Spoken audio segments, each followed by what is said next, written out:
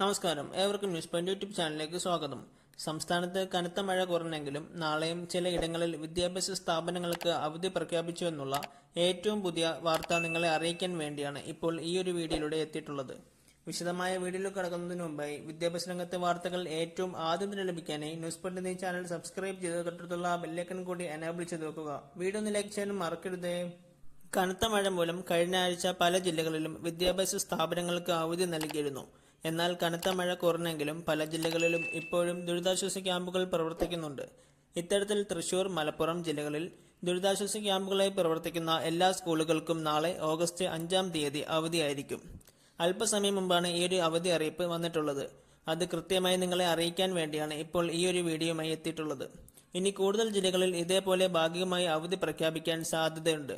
അത്തരത്തിൽ കൂടുതൽ അവധി അറിയിപ്പുകൾ വന്നു കഴിഞ്ഞാൽ അത് കൃത്യമായി മറ്റൊരു വീഡിയോയിലൂടെ നിങ്ങളെ അറിയിക്കുന്നതായിരിക്കും. അവധി അറിയിപ്പുകൾ ഏറ്റവും ആദ്യം തന്നെ ലഭിക്കാനായി ന്യൂസ് പോയിന്റ് എന്ന ചാനൽ സബ്സ്ക്രൈബ് ചെയ്ത് തൊട്ടടുത്തുള്ള ബെല്ലൈക്കൺ കൂടി എനേബിൾ ചെയ്ത് വെക്കുക. വീഡിയോ ഒന്ന് ലൈക്ക് ചെയ്യാനും മറക്കരുതേ.